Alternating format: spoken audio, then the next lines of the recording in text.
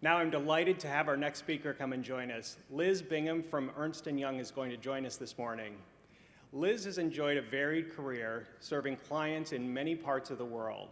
Last year, she accepted her current assignment as Managing Partner for People and was appointed to the Ernst & Young UK leadership team. Liz is passionately committed to creating an environment where everyone has the opportunity to succeed. Welcome, Liz.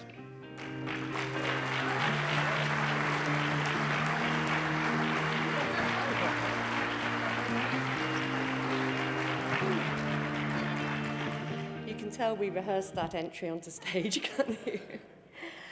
Thanks very much, Tom. I'd like to add my very warm welcome to London, one of truly the greatest cities on the planet, in my view, and it's been my home and my workplace for over 30 years. I'm really delighted to be here. It's a fantastic time for London at the moment. We've had the Queen's Diamond Jubilee, we've got this summit, we've got World Pride, and of course the Olympics and Paralympics. It's going to be a great summer, and as you can see, the great British weather is supporting us in all of those endeavours. I'd like you this morning to join me on my career journey. 3 decades of really enormous change, both for me personally, but also for the LGBT agenda at work. I used to think of my career as being a game of 2 halves, my pre-coming out career and my post-coming out career. But I've actually figured it's a bit more complicated than that. And it's actually a career in thirds, not equal thirds, but in 3 parts. I'd like to take you back to the 1980s. Hopefully there are some of you in the audience that will remember the 1980s. I came to London in 1981 from a working class background. I'd been educated through the UK state school system, and I was not a graduate. But I was really keen to start work and do something productive. Now, for those of you who do remember the 1980s, it was a very hedonistic decade. Greed was good. Gordon Gekko was a role model. The yuppie was born. Big hair, big shoulder pads, and huge mobile phones were the order of the day. It was also a decade where society had evolved to have a much more permissive attitude to things like sex before marriage and same-sex relationships, which was progress. However, there were very, very few, if any, LGBT role models in the media, in movies, in music, and certainly none in the workplace. In 1986, I went to Wembley Stadium, just in North London there, to the final concert of Wham, that very famous 1980s pop duo. And in 1986, George Michael was straight. So very, very few role models at the time. So there I was, a fresh-faced 19-year-old, hard to imagine that now, but fresh-faced 19-year-old.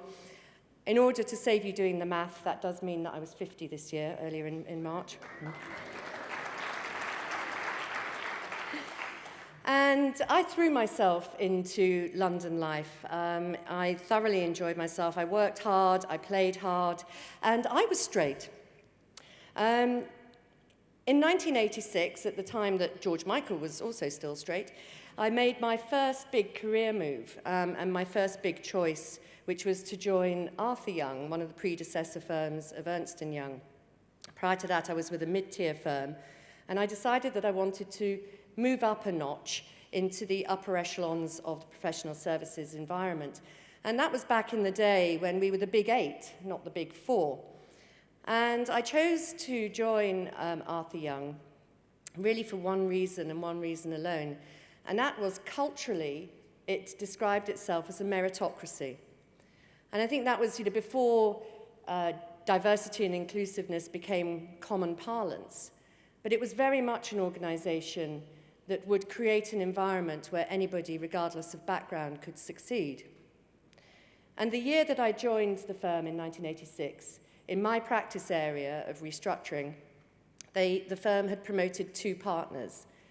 One partner was a school leaver like myself, although he'd actually left school at 16, and the other was a woman. And that, for me, spoke volumes about that firm really living its desire to be a meritocracy. And it was an environment that I completely flourished in. I had such a good time. My career went from strength to strength. I had promotion after promotion. I was working with some fantastic people, serving some really amazing clients. So the 1980s were good for me. They were very good. And then we move into the 1990s. And bearing in mind that I was still straight at this point, it came as somewhat of a surprise when in 1992 I fell in love with a woman. And I had a difficult few years confronting my own sexuality and really being honest with myself. There were still no LGBT role models in the workplace. There were still very few LGBT role models in society. So I stayed safely and firmly in the closet. During this time, it was reported to me that one of the senior guys in my business had been holding court in the pub after work one evening, and he'd said to anybody who was prepared to listen, which was quite a few people, the only thing that's wrong with Liz Bingham is she needs a damn good seeing to. Now, this guy was a complete moose. And I thought, man, if that's the choice, you have so validated my life decision.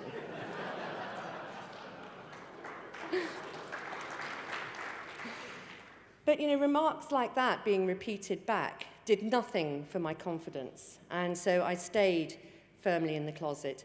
And this was this mid-part of my career, when I became increasingly unhappy and unsettled at work. I felt very unfulfilled at work. I don't think this was very obvious to the outside world, but I really felt it personally. I was expending an awful lot of energy hiding who I truly was. And in 1993, I was tapped on the shoulder and invited to go on a partner assessment course, a 2-day assessment center. With this backdrop of feeling unhappy and unsettled and not being true to myself, it's hardly surprising when I tell you that I crashed and burned on that partnership assessment course. I really felt that my career was starting to falter. The following year, after I had failed the partner assessment, I was having a meeting with one of our then senior partners about some client-related matter. And after we'd finished that meeting, he said to me, just stay a minute. He said, I'd like to ask you something. May I ask you a personal question? And I said, yes, certainly. I don't guarantee to answer you, but by all means do ask. And he said, your flatmate, Linda, who you introduced me to a couple of weeks ago. I said, yes. He said, are you in a relationship with her? My heart was in my mouth, and my mind was racing, as you can probably imagine. And the first thought that went through my head was, I can lie, and I can lie credibly, because I've been doing that for some time now. But immediately on the heels of that thought was the thought that actually I didn't want to. And so I came out to him, and we had a fantastic conversation for about 20 minutes. And I felt this huge burden lift from my shoulders as I was talking to him. But at the end of the conversation, I said, Stephen, look, this is my story. Nobody else in the office knows, and I'd ask you to respect my confidence because it doesn't affect my work. And he said, you're wrong. It does affect your work. And I thought I'd made a fundamental error of judgment at that point, until he went on to say, I've watched you, and over the last couple of years, you've become much more effective with your clients and much more effective with the way you lead your teams. And that, I think, was my first lesson in authentic leadership and the importance of being yourself at work. I didn't come bursting out of the closet, but I took small steps every day, and slowly but surely, I came out to all of my colleagues, all of my friends, some of my clients, and it's still a journey that I'm on today, when you're still, asked the question, what does your husband do? and you have to make that judgment call of whether or not you correct the person that has asked you. But it was a great journey for me, and I totally rediscovered my mojo at work. And my career picked up. I was deeply happy, back in the zone, and continuing to do some great stuff with great people and great clients. So then moving into the final third, and this is the, oh, I'm still on it. I'm not finishing up anytime soon, I don't think, but you'll recall probably the excitement of the millennium and moving into the 2000s. In 2002, I met and fell in love with my current wife, who is somewhere in the audience, I hope. Hi, Linda. For those of you who are paying attention, you'll notice that there are two Lindas in this story. It's kind of helpful at times.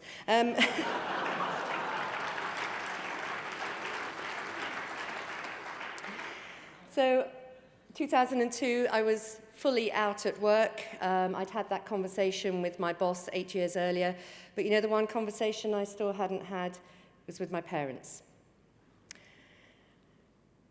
The fact that I was fully out at work had given me a huge amount of confidence. The fact that my career had continued to flourish gave me a huge amount of confidence.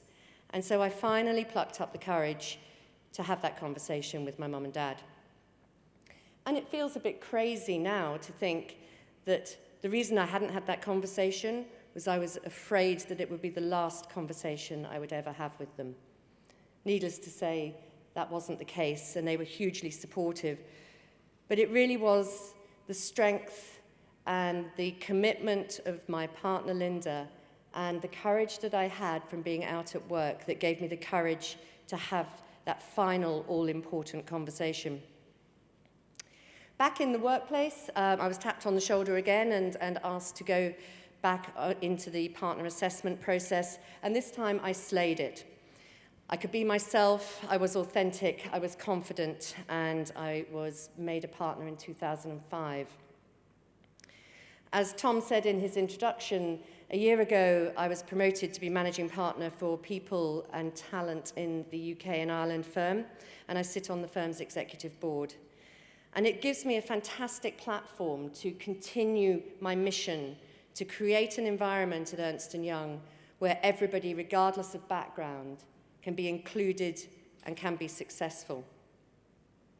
The proudest moment, or one of the proudest moments of my career, happened in January this year, when on behalf of the firm and my Ernst & Young colleagues, I accepted the Stonewall Workplace Equality Award, which was just a fantastic testament to the work that the firm and many people in the firm are doing to create that equal environment. So why is it important? At Ernst & Young, we do, as I'm sure many of you do, regular people surveys, and we ask a whole series of questions designed to measure the level of engagement that our people have with the organization. And one of those questions is your ability to be yourself at work. We have seen a direct correlation between highly engaged people in our business delivering the strongest corporate brand in the marketplace. There's a direct correlation.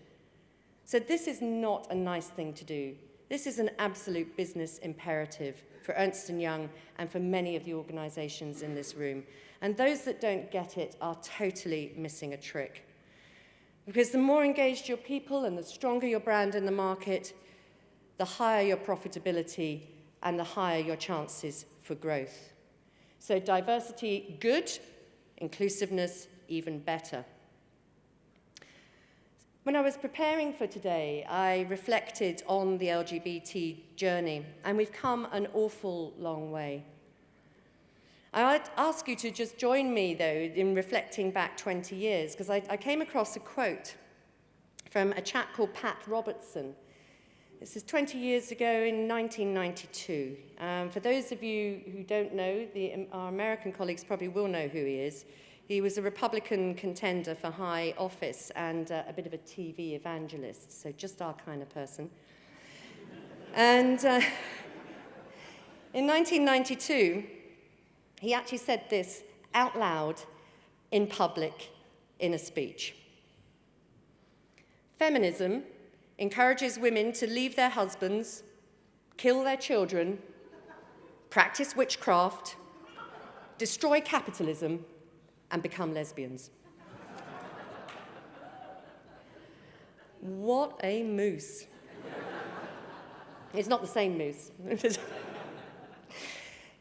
So we have come an awful long way. In the UK, in the early 2000s, we've had a raft of legislation that has enabled LGBT couples to adopt. We have our Civil Partnership Act, we have our Gender Recognition Act, and our Sexual Orientation Recognition Act, which is fantastic. The legislature has really supported us in the journey in the UK.